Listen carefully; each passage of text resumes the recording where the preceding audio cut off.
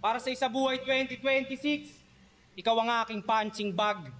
Arik, pwede ko bang iuwi sa Maynila bangkay ni Flurry Brad? Sobrang gaan nitong tito, wala pang 7 kilo yung body bag kasi walang utak. Tas nabibilip kayo, mapabatil man o classroom, wala nakikinig sa'yo kasi mga estudyante nito, mga bobo. Siyempre, dahil nagtuturo lang naman to para sa sweldo, para sa tseke. Itong taga Mindanao na bitch, di na-handle na maayos yung education. Sara Duterte, ingat sa pagtuturo sa gubat, maraming nuno at duwende, kaya tabi-tabi.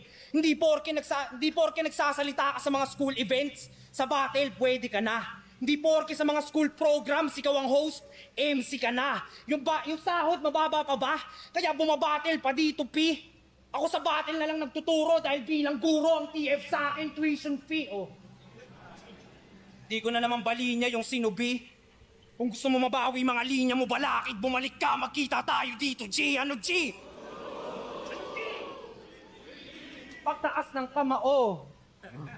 Isigaw, hindi. Di ko gagayain yung skema na puro G, sir. Pero hindi pwede si balakid, baka pwede si GL, ano, GL?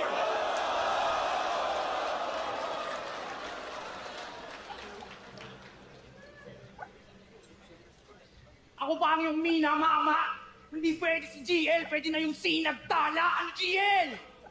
Para sa akin, ikaw ay easy G. Kung di pwede si GL, pwede na si Tipsy D. Ano, Tipsy D? Kasi nung huling laban mo ng two-way, ginagawa nila. Hamunin ko sana si Vitrum, kaso tinalo na kita.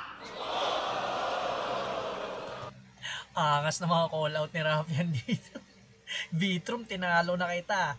Pero bago pa yun nung sumalang ng Isabuhay si Vitrum, tinalo nga siya ni Rafian. Ganda. Pero hindi siya direkta kay Plaridel. Pero yung una niyang, yung intro niya about kay Plaridel, yung sa pagiging teacher pa rin ni Plaridel, ang lakas din nun. Like yung sa mga di nakikinig sa kanya yung mga estudyante niya, mga ganyan. Tapos tumawid na naman siya sa pag-call out. Sa pabalik natin. Na-reference niya rin si Sara Duterte, no? Diyan pa mismo sa mga Bisaya, dami yata ng mga Duterte diyan. Kasi nung huling